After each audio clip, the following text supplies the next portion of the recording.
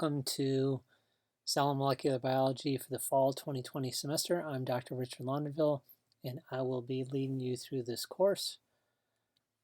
We're going to do this course online during the pandemic, fall 2020, and that's going to be delivered in many podcasts. It'll be easy to follow your way through them. They're just labeled by number. This is number 1. And you'll find those on Brightspace. So all the classes will be delivered by podcasts. They're going to be various lengths. I'm going to try to keep them under, say, 40 minutes, but some will be as short as 10 minutes and some will be maybe a little longer. I'm going to try to break up the podcast with H5P questions. H5P is just the name of the technology that stops the video and puts up a question. You answer the question and it automatically is graded and goes into the grade book. This is going to replace a clicker that we would normally use if we were all in the classroom together.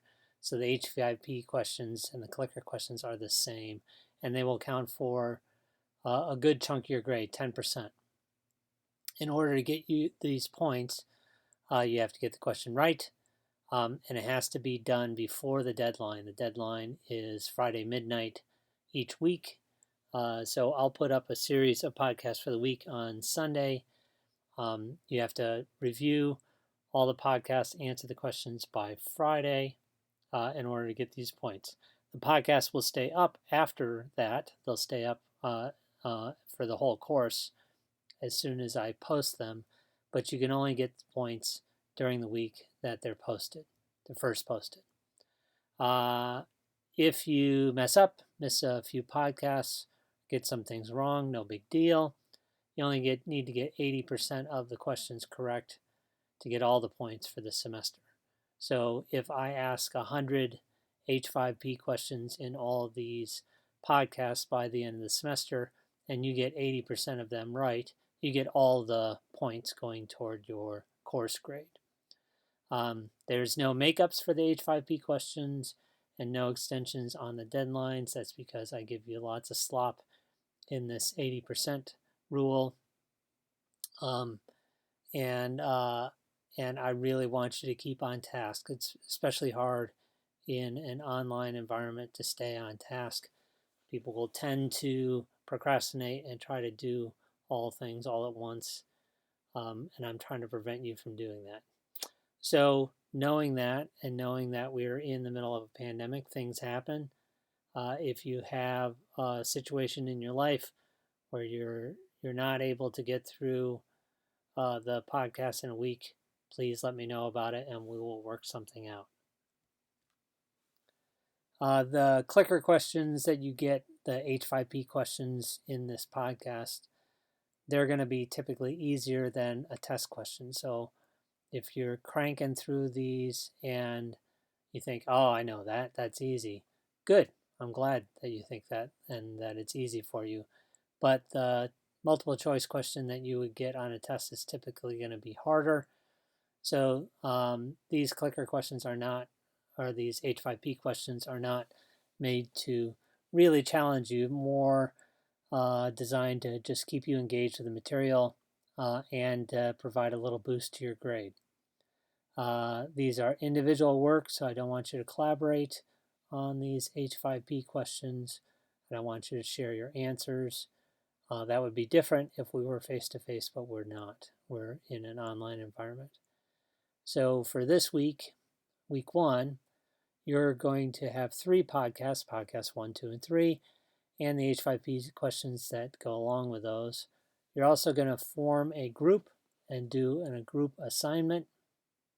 There's a link for a Sign Up Genius to sign up for a group that's on your syllabus. So you want to do that this week, do that in fact right away, because you're going to need that group to finish a group assignment that is due on Friday.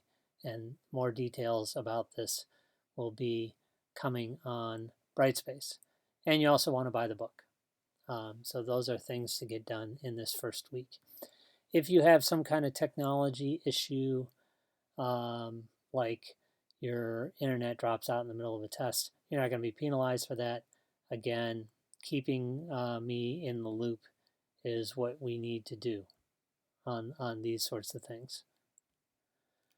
Okay, this is a 4-credit class. Pretty unusual for a 4-credit class not to have a lab. It used to way back long ago, but the lab part was dropped, but not the 4 credits. So you're in class for 3 credits worth of time.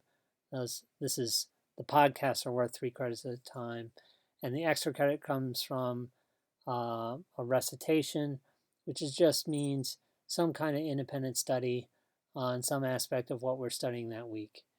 So for this semester, fall 2020, those are going to be done in groups. Again, you're going to sign up with Sign Up Genius for a group member. You want to do that right away. In fact, day one, that's the sort of thing you want to do. Then you're going to meet with your group, talk about how you're going to meet virtually, and discuss how you're going to do these assignments. Okay, everybody should contribute to the assignment. You don't want to just have one person do it and the other people hanging on. I recognize that there's problems with group work often in college, and I also recognize that you guys don't mind saying who did the work and who did not. So each week, in addition to your group work, you're also going to get a survey from another site called TeamApp, where you rate your team members and you say how much you did and how much they did. You have to do that survey and you have to answer all the questions on that survey every week in order for you to get all the points for your group. These are a lot of points. It's 1/4 of your course grade. So you need to take these seriously and not blow them off. It can affect your grade for the better, hopefully, if you do it. If you just take it seriously, they're not really challenging. And again, it'll boost your grade. If you don't take it seriously and you blow it off and you let your group mates do it, it'll hurt your grade. Okay? These are designed to make you think about the material maybe in a different way than you're getting from the podcasts. You want to use the group to your benefit, figure out what people's strengths and weaknesses are in the group, and make sure everybody contributes. Again, you're going to get this group evaluation each week saying what you did and what other people did, and you have to fill out the whole thing. So you can't just answer question 1 and not answer questions 2 and 3. It shouldn't take you a lot of extra time, but you can't blow it off. Okay, we're going to use Brightspace a whole bunch in this class. You're going to see pretty much all the stuff you need. The syllabus, any kind of handout I'm going to give you, any extra reading, all the podcasts, all the PowerPoints that go with the podcasts, the weekly group recitation assignments, also where you hand in your assignments. If you take any kind of quiz, that's where you're going to take your tests. We're going to do an online review in a chat that's operated through Brightspace to get ready for each of the tests. And you're going to get all your grades on Brightspace. So by this time in college, you're used to using Brightspace, and hopefully this is not an issue. But you should also know by this time in college that sometimes Brightspace goes down.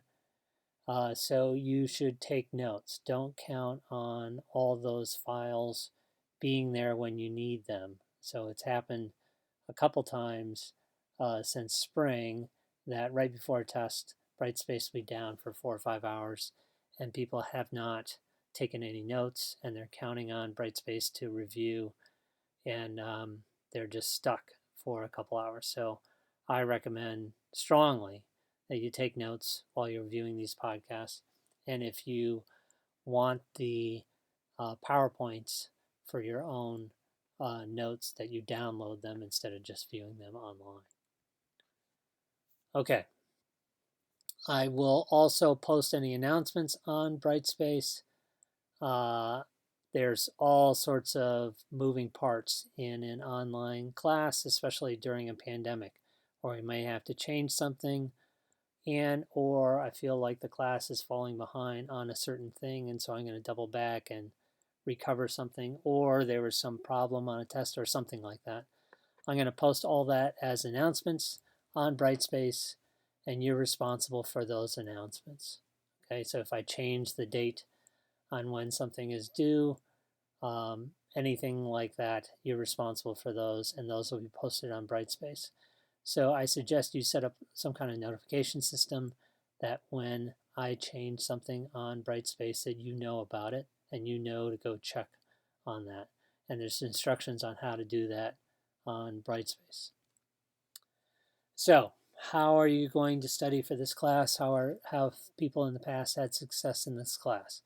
I would say do what works for you. Most of you are juniors or seniors, and you've figured out by now how to be a bio major or a engineering major, whatever major you are.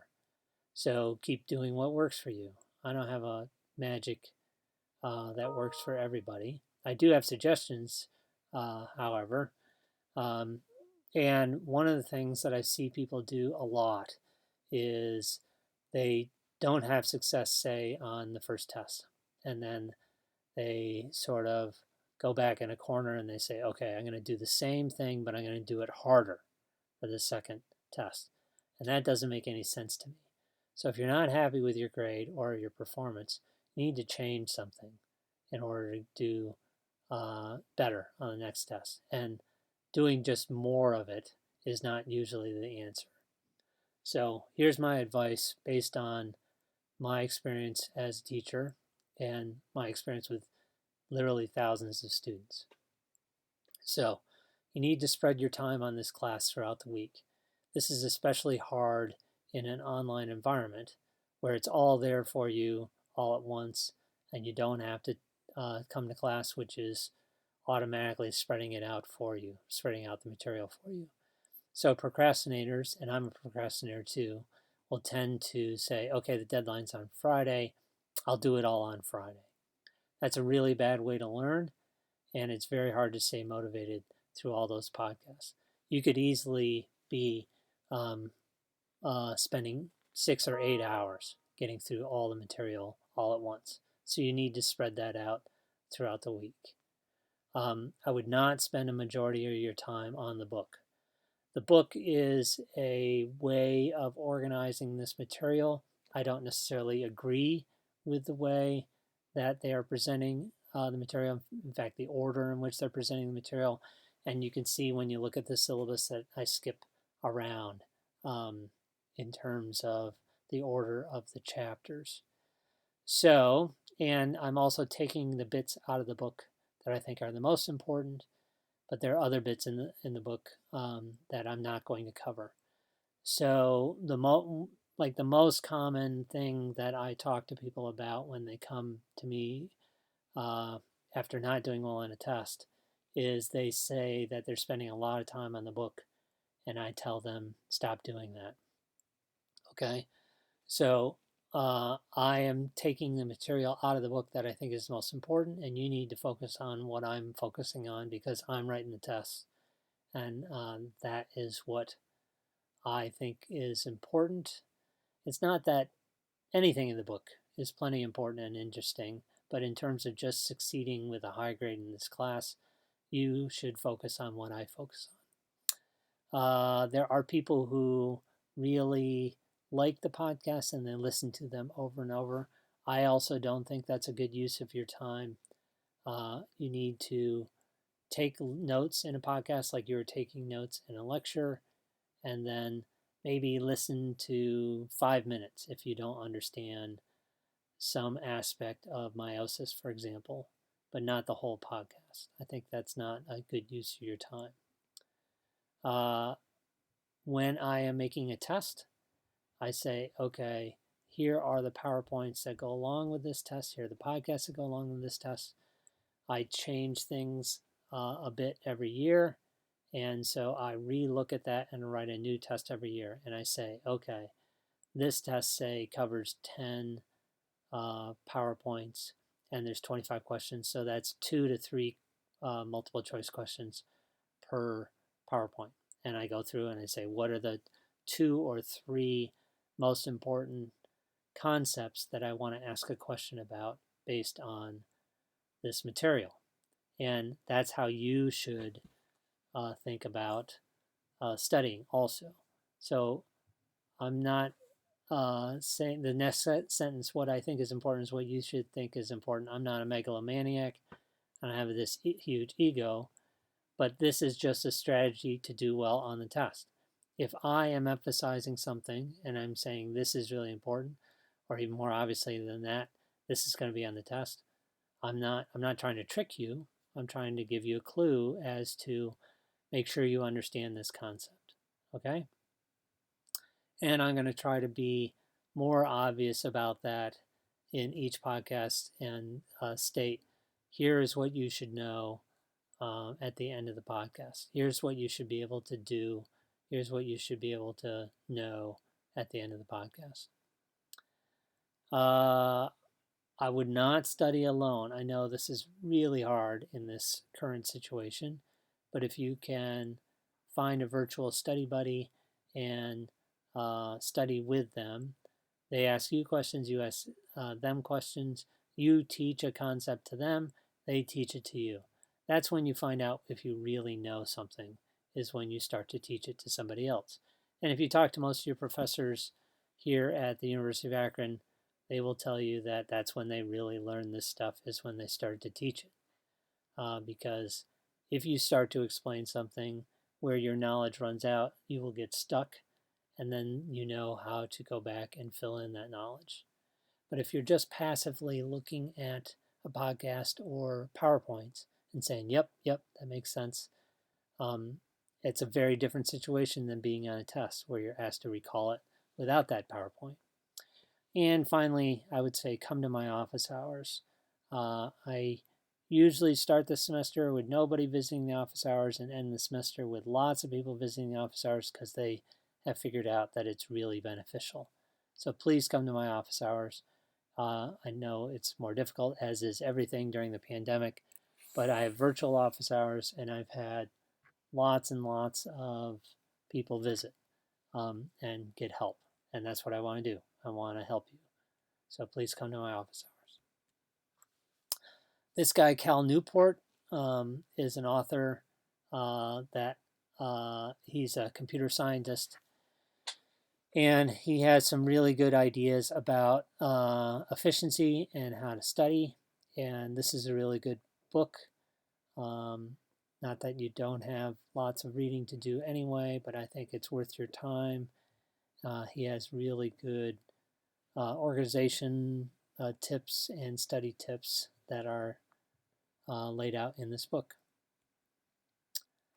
Okay, and I really want you to read the syllabus. The syllabus is big and long, and it's got lots of stuff in it to make sure that we all know what the rules are for this course. And so there is embedded in there a nonsense sentence that talks about cookies. I want you to